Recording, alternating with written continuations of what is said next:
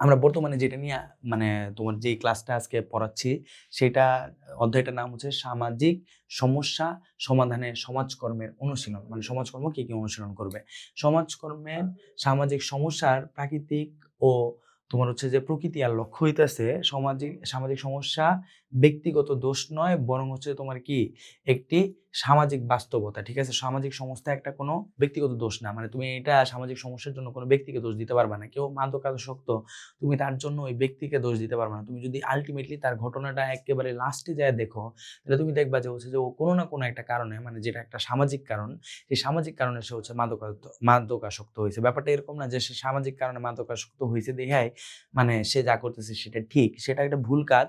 কিন্তু সেই ভুল কাজটাকে আমরা তাদেরকে বুঝায় হচ্ছে যে ঠিক করা লাগবে। ঠিক আছে, এটাই বলা হচ্ছে যে সামাজিক কোনো সমস্যা সেটা আসলে কোনো ব্যক্তিগত দোষ নয়, এটা সামাজিক বাস্তবতা।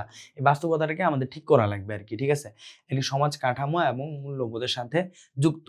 সমাজকর্মীরা কি করবে, এই সামাজিক সমস্যা চিহ্নিত করবে, কারণ বিশ্লেষণ করবে, সেটা কি করবে, প্রতিরোধ করবে আর পুনর্বাসন করবে। এখন কিভাবে করবে, এটা তোমার কি সৃজনশীল পরীক্ষা তোমার এটা দিবে যে কিভাবে তোমার হচ্ছে প্রতিরোধ করবে? এটা আসবে না জীবনের বাবা। তো আমি ওইসব মানে আমরা রাখি নাই। ঠিক আছে, কারণ তোমার যেটা আসবে না সেটা তোমার এখন আমরা পড়ায় কি লাভ।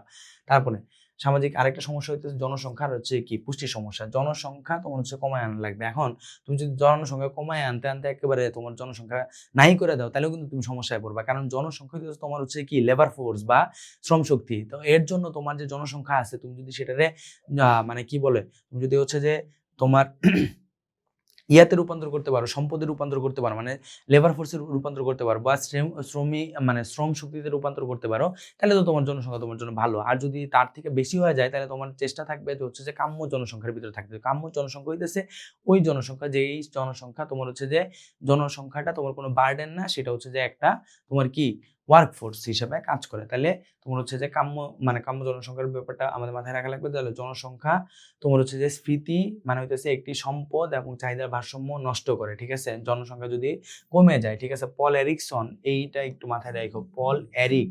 ঠিক আছে, তার বই দ্য পপুলেশন বুম, পৃথিবীর সবচেয়ে বড় একটা মানে অনেক ইন্টারেস্টিং একটা বই। এই বইটা পরীক্ষায় আসার সম্ভাবনা 90%। ঠিক আছে, বইয়ের নাম কি, দ্য পপুলেশন বই। কে লেখছে? পল এরিক। ঠিক আছে, পল এরলিখ। ঠিক আছে, EHL এর LICH এল এর লিক। ঠিক আছে, মনে থাকবে, এর লিক তোমার হচ্ছে যে এর ভয়াবহতা কমায় দিচ্ছে, যে জনসংখ্যা কমে আসলেও কি সমস্যা হবে। ম্যালথাসীয় তত্ত্ব তোমার হচ্ছে যে জনসংখ্যা নিয়ে বলছে, জনসংখ্যা তোমার হচ্ছে স্ফীতি এবং খাদ্যের উৎপাদন নিয়ে প্রখ্যাত তত্ত্বটা তোমার হচ্ছে যে ম্যালথাস দেয়। ম্যালথাস বলতেছে তোমার হচ্ছে যে জনসংখ্যা তোমার হচ্ছে যে বৃদ্ধির সাথে সাথে তোমার হচ্ছে যে মানে খাদ্য উৎপাদনের সাথে জনসংখ্যার একটা সম্পর্ক আছে। তোমার হচ্ছে খাদ্য উৎপাদন মানে খাদ্যের পরিমাণ জনসংখ্যা বাড়ার সাথে সাথে তার ব্যস্তানুপাতে কমতে থাকবে। মানে যত বেশি জনসংখ্যা বাড়বে খাদ্যে তত বেশি কমবে। ঠিক আছে, এর জন্য জনসংখ্যা উনি কমায় রাখতে বলছে।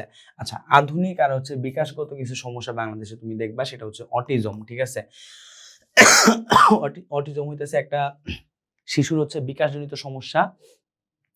1943 সালে এটা হচ্ছে যে প্রথম তোমার শনাক্ত করা হয়।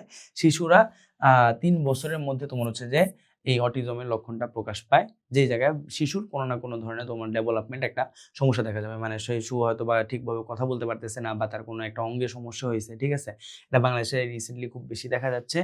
এই জিনিসগুলো নিয়ে সমাজকর্ম হচ্ছে যে তোমার কাজ করে থাকে। ঠিক আছে, তাহলে এই অধ্যায় আমাদের শেষ হলো। আমরা চলো একটা হচ্ছে যে MCQ সলভ করি। মডার্ন ফ্যামিলি গ্রন্থের লেখক কারা? মডার্ন ফ্যামিলি গ্রন্থের লেখক হইতেছে তোমার হচ্ছে যে অকবার্ন এবং হচ্ছে যে নিমকফ। ঠিক আছে, এইটা। আর যৌতুক প্রতিরোধের প্রথম হচ্ছে যে ইউনিট হিসেবে বলা হইতেছে কাকে? পরিবারকে। আচ্ছা ঠিক আছে, তাহলে চলো আমরা